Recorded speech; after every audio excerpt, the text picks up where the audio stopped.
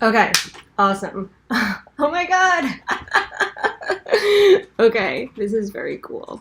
So you see me now. My name is K-Fi, and uh, I'm an author and an illustrator, and I made this book called A Normal Pig, and I live in San Francisco. And even though I live in like one of the most beautiful cities in America, if not the world, right now, I'm stuck inside my house, and maybe you're stuck inside your house too. So I am getting together with a bunch of other authors and illustrators online, and we are doing obviously these story times and drawing tutorials. So, what I wanted to do today was I wanted to share the book, but I also wanted to. Can you come over here and do it for me? I wanted to share a little bit about myself. So, because this is the first time I'm doing this, this is. Thanks for the compliment to my robe. I love compliments. Since this is the first time I'm doing this, I feel like I am still getting a lot of the kinks worked out. So hang on one second. And I also wanted to share because I've been I wanted to share something that I'm actually drawing to. So hang on one second. So hopefully you'll be able to see what I have on my drafting table.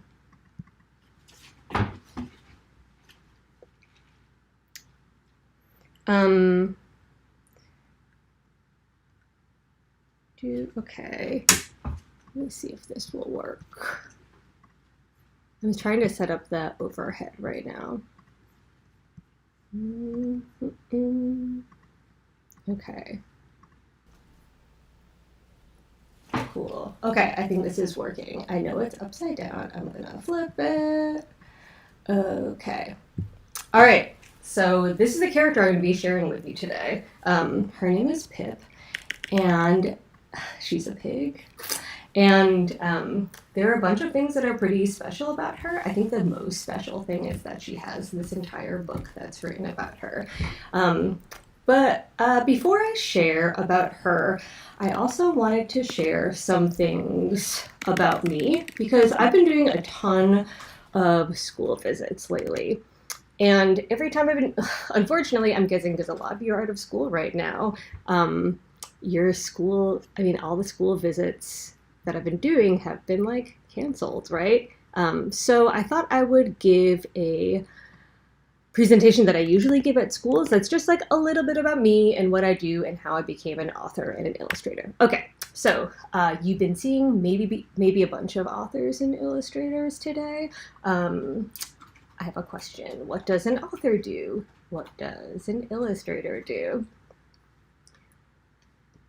So you probably already know this. You would be surprised how many first and second graders don't exactly know. So an author makes the words or writes the words in a picture book, and an illustrator makes the drawings. But I wanted to extend that a little further, and I wanted to talk about how authors and illustrators, even though they're telling the same story, they're telling slightly different versions of the same story. So just stick a pin in that idea, and we're going to come back to it. Okay, so again, this is the book that I wrote. It's called A Normal Pig. If you are watching this, try to guess which pig is the one who's the star of our book. You probably already know. Okay, here's another book that I illustrated. It's called Noodlefint. My friend Jacob wrote it. And it's about an elephant who loves noodles. Jacob did a live stream earlier today through the Stimola Live site on Facebook Live.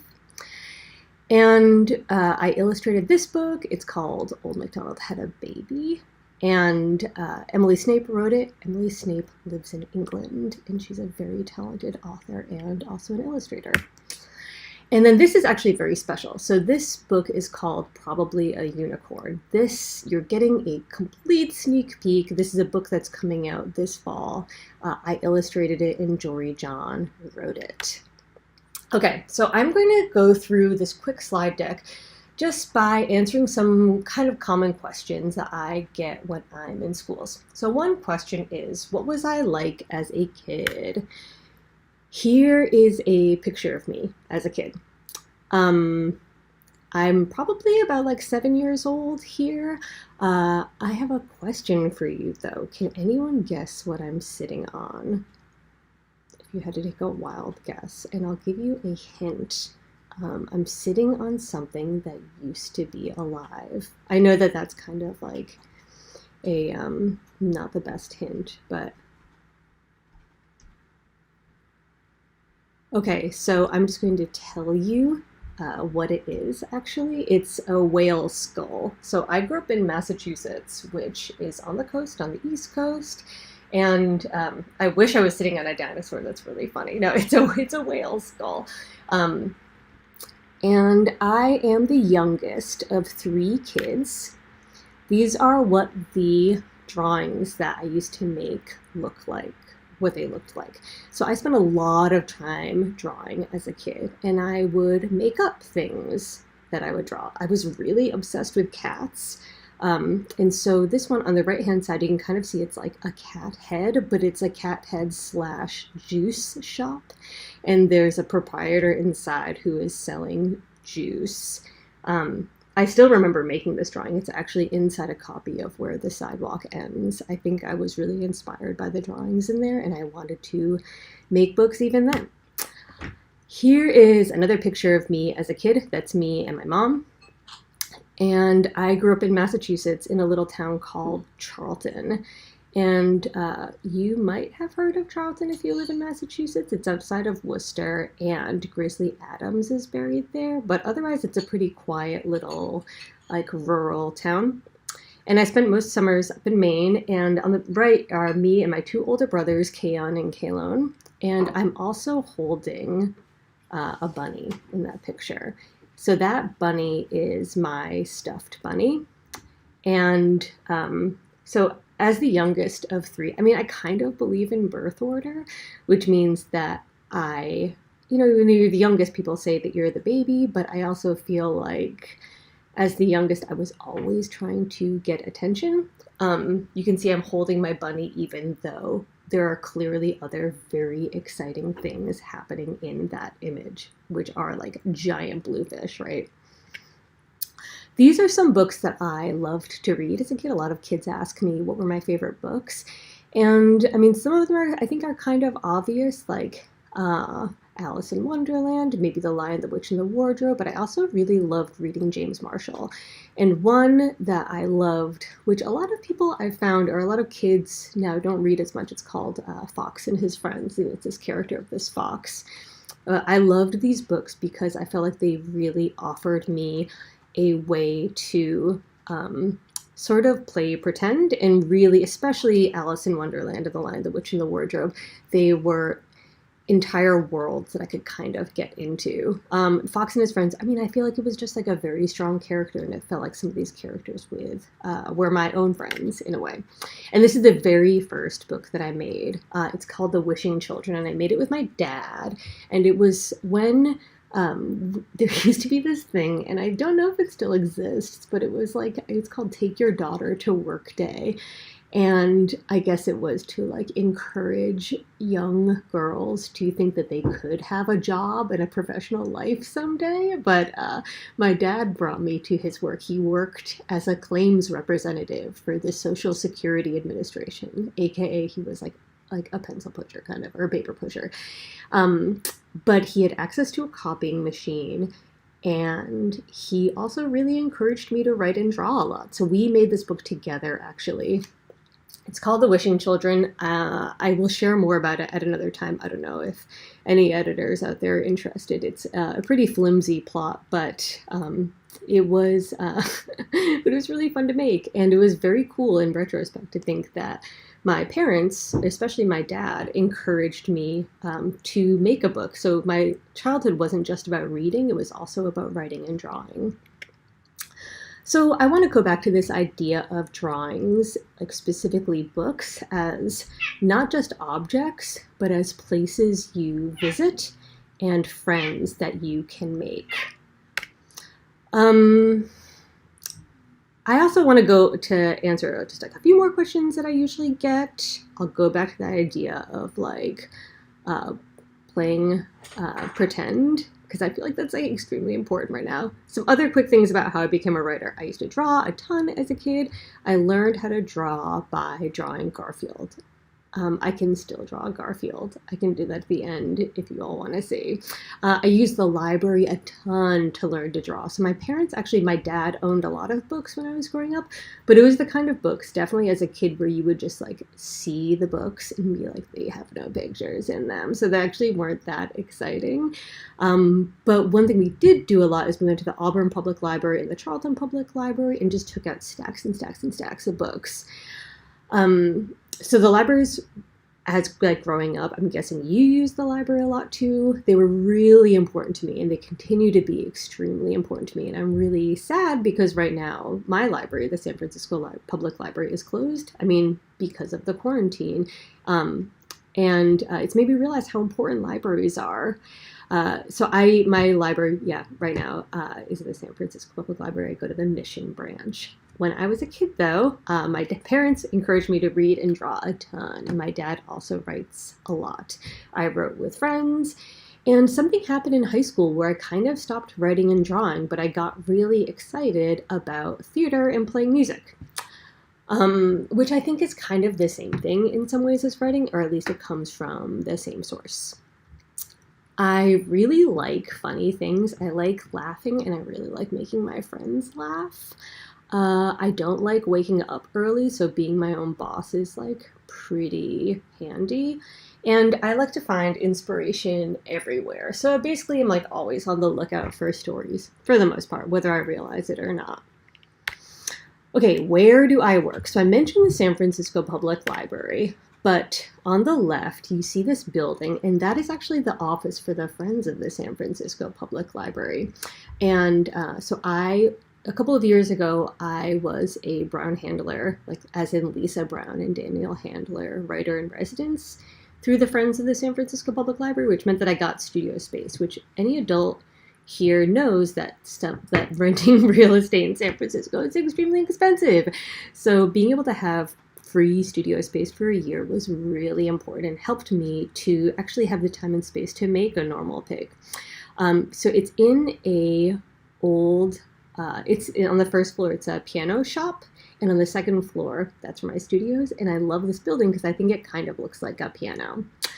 And on the right is a picture of me, and I used to live in Philly, where I also worked for the Free Library of Philadelphia, and I was on an ad for the library where I talked about how great the library was, and I showed off my library card. I also wanted to share this picture because I bike everywhere. Still, even in San Francisco, I have a bike. I'm not able to ride it now, but I'm excited to ride it again.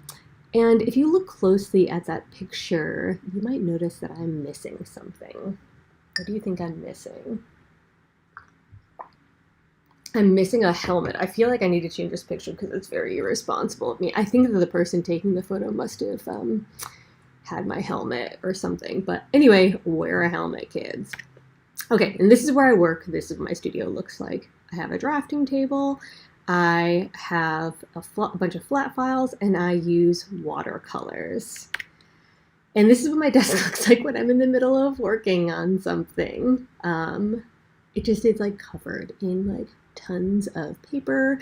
And if you use watercolors or pencils or paper or anything like that, you know that will just know that I use the exact same materials. So basically, whatever materials you have in your house is basically what I am using to make a book. So you can probably just like make a book too. Again, watercolors, pencils, brushes. This is the really big question. Do I have a pet? The answer is yes. I'll show you a picture of her right now. Her name is Micah. She's sleeping or hiding somewhere in my house, so I can't drag her out now. But this is her.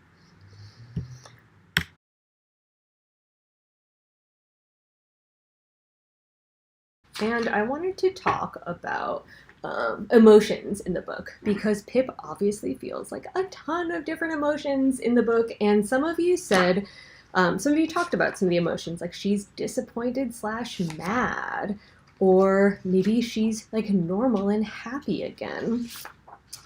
But I wanted to show you how to draw some of these different emotions. Okay, so what I'm going to do is I'm going to flip on this overhead again and grab a pen. Which one do I want to draw with? I'm going to do this one. Okay,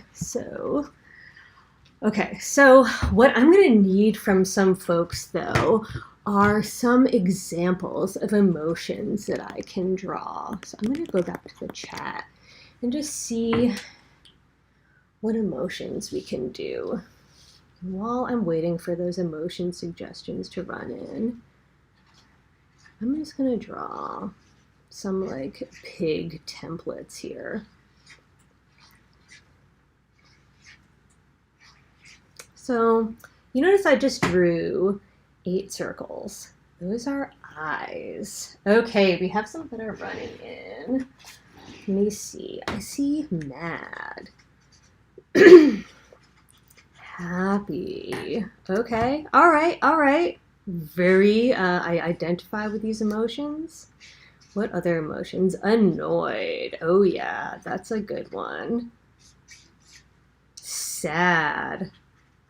Okay. Any others? What emotions are you feeling today? What emotions did you feel yesterday?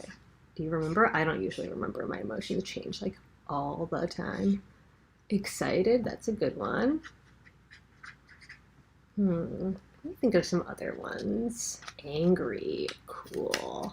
Lazy, wow. Yeah, that's definitely me like most of the time. Hyper, so I'd say like, yeah, excited, hyper. Hungry.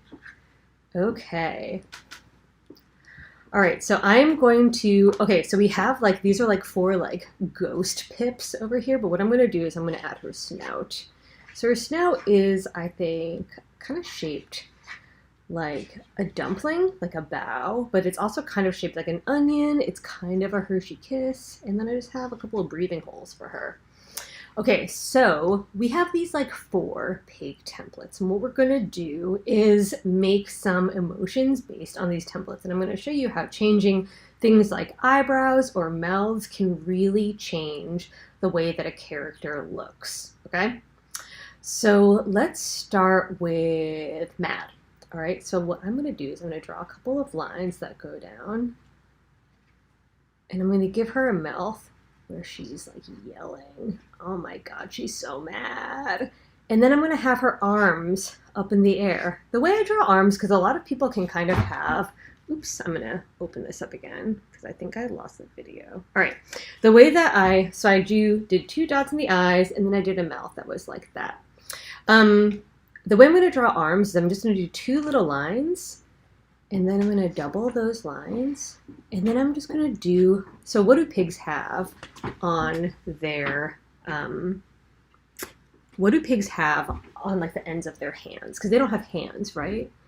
Some people say they have like, I've heard some kids say paws, but they have these things called hooves. And the way that I draw hooves is it's just like an M shape or a W shape. So an M and an M. So she's really mad. She's got her arms up in the air, and she's got these eyebrows, these dark eyebrows that are, and she's got an open mouth, and she's yelling. Let's fill in that mouth too.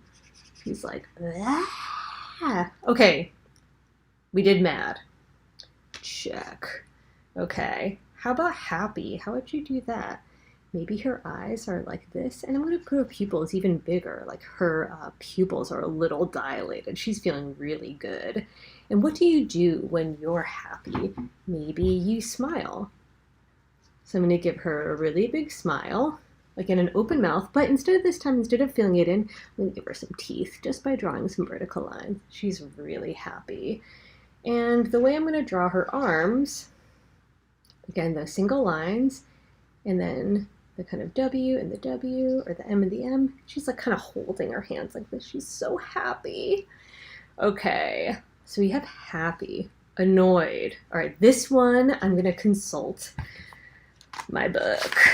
because I think I did annoyed pretty well over here, and I had to practice a lot to do it.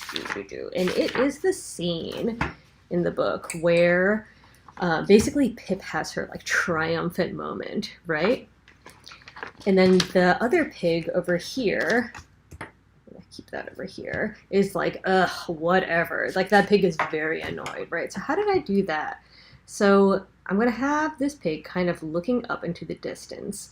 So like that and like that. So it's looking away. Oh, is this off again? Hang on one second. Okay, I think that we are back on. Cool. Okay, I'm going to put 2 dots over here so the pig looks like it's looking up in the distance.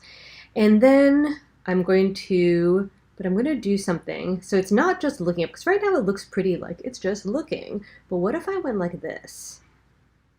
And I made it kind of mad looking. And then what if I added a mouth just on the side, you know? And it was like, ugh, whatever. So I'm going to draw a line here and a line here.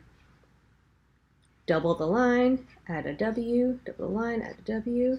This pig has its arms crossed and it's like, ugh, give me a break. So that is annoyed. And the way I did this expression was I actually said something that annoyed me. I was like, ugh, I can't believe that, I don't know, that this store is out of toilet paper. Ugh, why are people hoarding toilet paper? So I made that an expression like that in the mirror, and then I just copied my face. It's a tip for you all. Okay, and then let's do one more. How about lazy? That one is really good. So when I'm thinking about a character that's lazy, I kind of do Garfield eyes. So it means I just draw lines across the middle, but we need to see the pupils. So kind of like your eyes are like half open, right? And then maybe you're like, I'm so bored. There's nothing to do. I can't go to the playground. So I'm going to put her arms up on a table.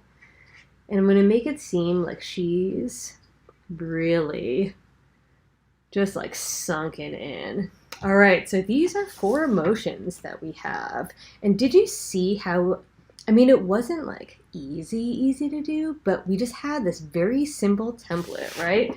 Of like 2 eyes, kind of like cat ears, the top of a head, and this sort of dumpling shape. So with that, you can kind of make any expression, right? So I wanted to add one other thing to this, which I think is going back to that idea that I was talking about when you write something and it is, when an author writes a story and an illustrator illustrates a story, you want to tell 2 parts of the same thing, right? So if someone writes a story and they're like, the character was happy, or the character said, I love it, you kind of don't always want to have the character actually showing that they love it, because I think it's kind of more interesting to show that people are real and they're complex and maybe they lie sometimes. So here, let me show you a quick example of how I might do that. So right over here, and this is taken from an author whose name is Ivan Brunetti. He's a cartoonist. It's in a book called, oh my gosh, it's by Toon Books. It's called Comics Easy as ABC, I think. I'll put a link in the comments to it afterwards. But I'm going to have her saying over here, I love it. And when you think about it, it's like, yeah, she probably does love it. All right. But what happens over here if I write, I love it over here? Do you think she like really loves it? I think she's like probably feeling actually mad, but she's just saying that she loves it. Have you ever felt that way before? Or how about this one? I love it. Ugh, I mean, I guess I love it. Does she really love it? I don't know. And what about over here? I love it. I don't know. I think that these are more interesting when you can, because, and I think they're interesting because the words and the pictures combine to tell a slightly different story than just having the words in the pictures say the same thing. So for example, on this one, you can write, I love it, but you know that she loves it. So what are some other things we can write over here that can take the place of the words, I love it? So one thing might be, I just got a new box of crayons. So maybe she says that instead. So do you see how that's a little different? Like, she doesn't say I love it anymore. She's like, I just got a new box of crayons. I'm so happy. Like, but she doesn't even need to say that she's happy. You can obviously tell that she's happy. Or, we made pizza. We made pizza. You don't need to say that she loves it. She's just really, really happy over here and excited and maybe a little hungry too. Okay, so I wanted to take this time to thank you for drawing with me and maybe take a few questions if anyone has any questions. So I can wait a couple of minutes for those to roll in if anyone has any of those. But also, I am going to pop back into here. Oh, actually, this is kind of fun. While I wait for questions, people can type in questions because we have about 10 minutes left. I wanted to talk about one other thing that I think is pretty interesting, and that's this idea, because a lot of kids will say to me sometimes, my drawings aren't good, or I can't draw that thing. Or I hear the kids say this a lot. I also hear a lot of adults say this to me. And my answer to that is, your drawing doesn't have to be perfect, and it doesn't have to be good either. I think your drawing just has to communicate something, and it has to just be clear. So your reader, the person who's reading your book, it just has to be able to understand what's going on. For example, I made this book about this pig, and it's like a spotted pig. On the right, there's an actual picture of an actual spotted pig that's on a farm. My pig doesn't really look like that pig. I mean, yeah, they both have ears, they both have snouts, but I mean, she walks on her back legs, and, she's got really big eyes, and she's like, basically like more kid than pig. But the point is, I didn't draw a realistic pig. I drew something that captured the spirit of a pig. And she's very much like a pig, right? She's got those spots.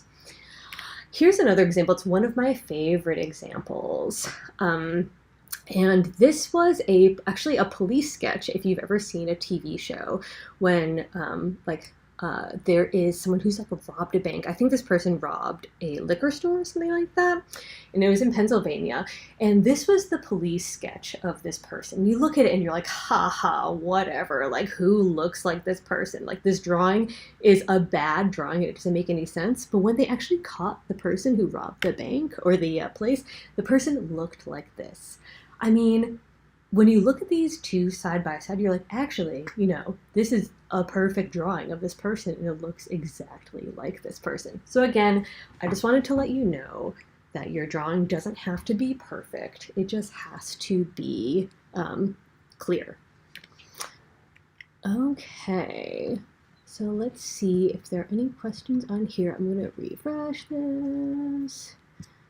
And just in case folks don't have any questions, I've kind of prepared some questions for myself.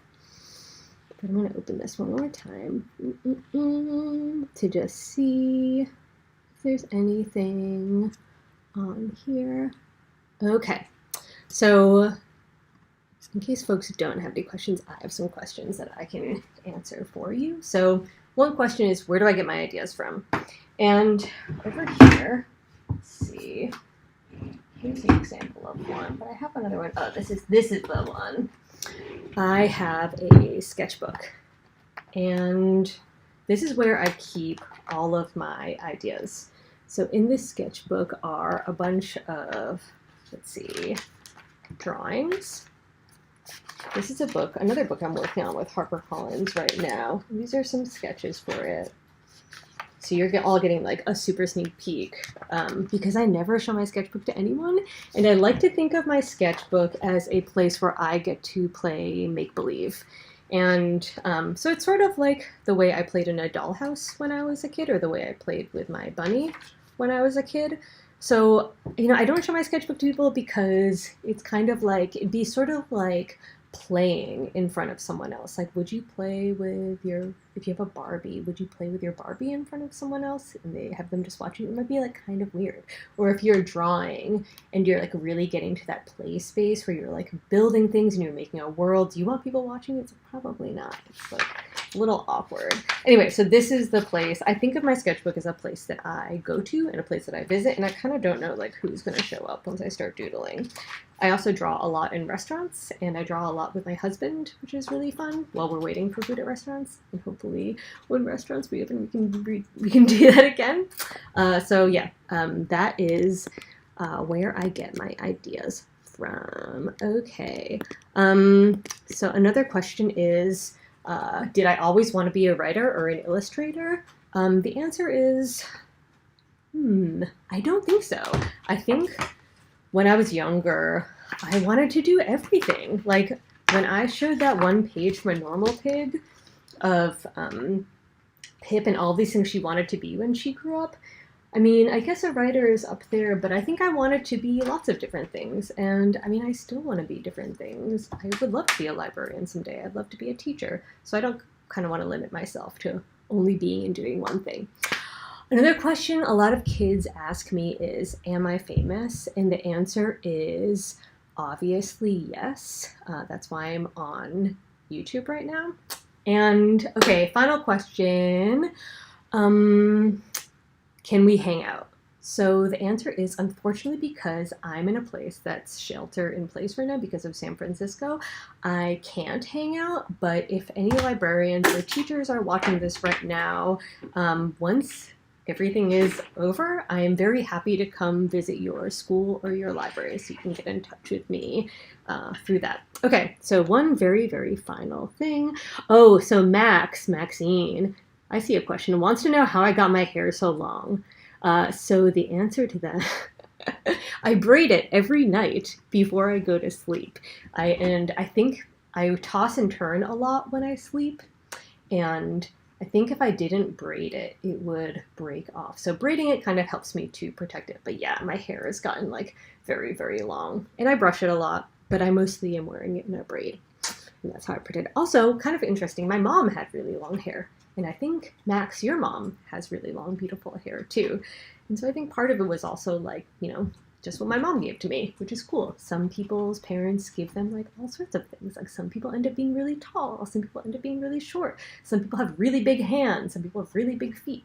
It's kind of like exciting and like a package to see what's going to happen with folks. Okay, let's see if there is anything. I wanted to say thank you. Thank you so much. And I wanted to just let some adults know in here that you can, if you want to see this video again, you can email me for a link to an unlisted version of this video to share with students. So I'm live streaming this one, but if you want to see the version with me reading A Normal Pig, email me at that address or contact me through my website, and I can share that with you. I think until like June or something like that. Okay, thank you very much. I'm going to be doing this again on April Fool's Day, and I will share more information about it too. Have a great day, you all. Talk to you soon. Happy drawing.